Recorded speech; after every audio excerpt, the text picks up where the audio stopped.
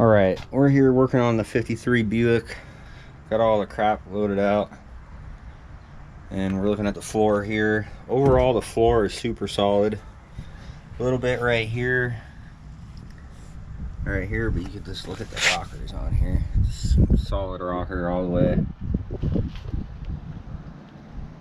Underneath's really good too. In the back in here, you can see it's still got some of the original kind of crud sealer they used, seam sealer, original sound deadener in there.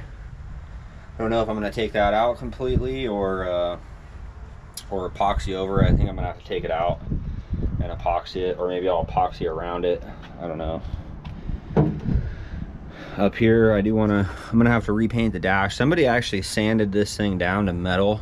You can see where it was black before, and have to go ahead and do that. There's no headliner, but all the little bars are in here, and I have a couple more I think that I have in the back of the truck right now. And really cool, the back windows roll down right here on this two-door, and even the wing windows are on a roller, so I gotta get some of those. Here's the back, got cleaned out here. You can see, look at the spare tire carrier. I mean, it's solid, no rust. It's a California car, built in LA. It's been irradiated from all the nuclear testing in the late 50s or mid 50s, whenever they were doing that shit. So I'm curious. I'd like to get a little Geiger counter and see how it shows up. Here's the driver's side. See the rocker here, just rust free. See up here, maybe a little bit right there, but I can't put my finger through. Really solid car. See up here, it's got the button still for your light, dome light. I have the trim for the dome light. And we got the back window. Here's the horn, really cool looking horn emblem on there. Look at the radio. It says Buick on the buttons there. Look at the cigarette lighter. This is a good tell right here. Pull that out. Look at that bad boy. It's like brand new in there. Here's this. It's got your own cigarette ashtray up here. Try to get it out. To lube her up. Little ashtray right there. Got one on each side. I got to get that one loose. Let's see if I can get the glove box open.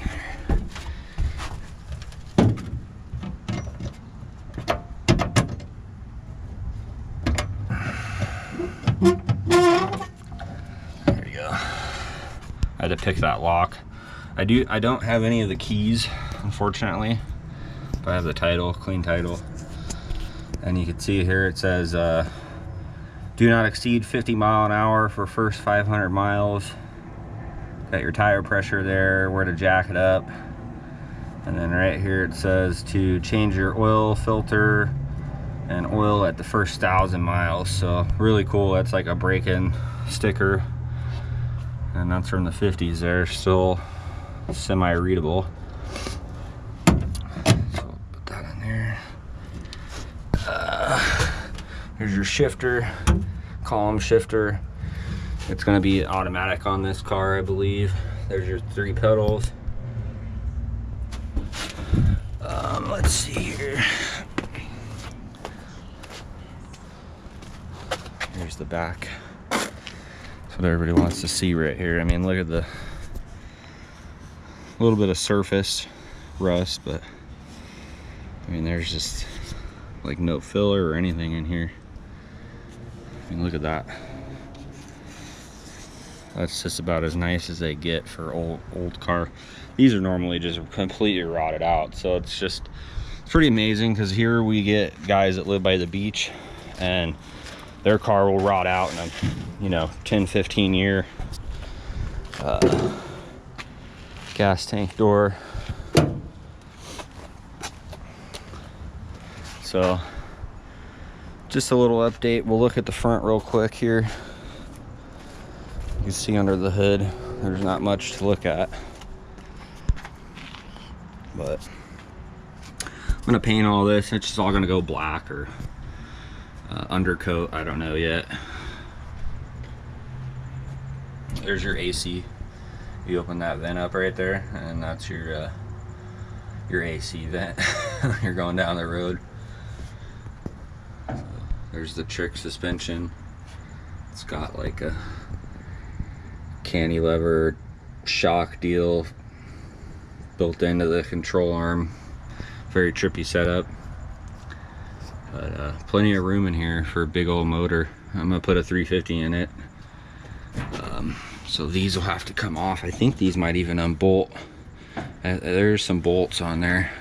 You can kind of see them in there. I don't know. That's how close I can get. There you go. So, and you can see down in the fenders are real good. So overall, the car is in really great shape. I do have to take some of the front clip back off so I can put, it's not really lined up perfect.